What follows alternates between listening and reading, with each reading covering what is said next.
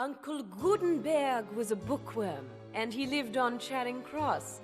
The memory of his volumes brings a smile. He would read me lots of stories when he wasn't on the source. Now I'd like to share the wisdom of my favorite bibliophile. He said, cover is not the book, so open it up and take a look. 'Cause under the covers one discovers that the king may be a crook.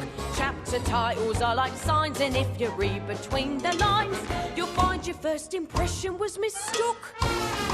For a cover is nice, but a cover is not the book. Mary Poppins, could you give us an example? Certainly.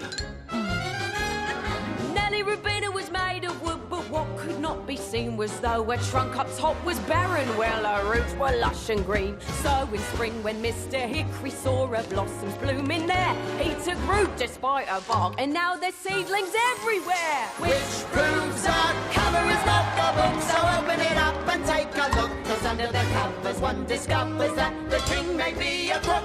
Chapter titles are like signs, And if you read between the lines, you'll find your first impression was mistook.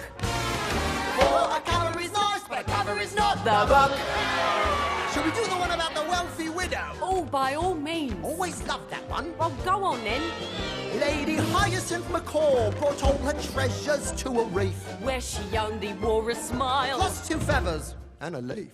So no one tried to rob her, 'cause she barely wore a stitch. For when you're in your birthday suit, there ain't much there to show you're rich. Oh, the cover is not the book, so open it up and take a look. 'Cause under the covers one discovers that the king may be a crook. Ta-roo-ra-lee, ta-roo-ra-la, ta-roo-ra-lee, ta-ra-ta-ta. You'll find your first impression was mistook. Ya-da-da-da. For a cover is nice, but a cover is not the book. Oh, give us the one about the dirty rascal, why don't you? Isn't that one a bit long? Well, the quicker you're into it, the quicker you're out of it.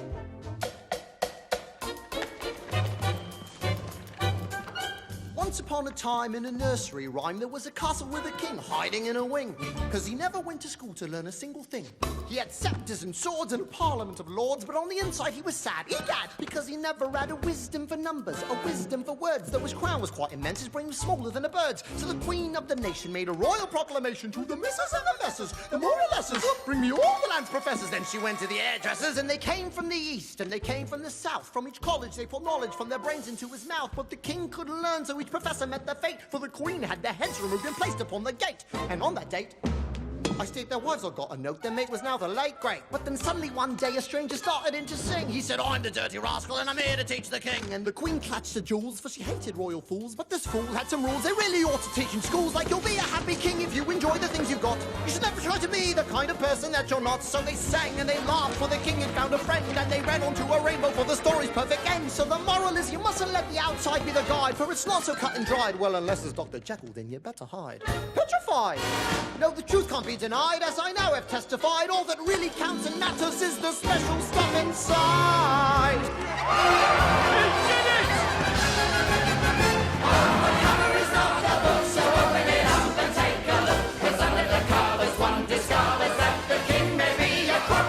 So please listen to what we've said. And open a book tonight in bed. So one more time before we get the hook. Sing it out strong. A cover is nice. Please take our advice. A cover is nice. Or you'll pay the price.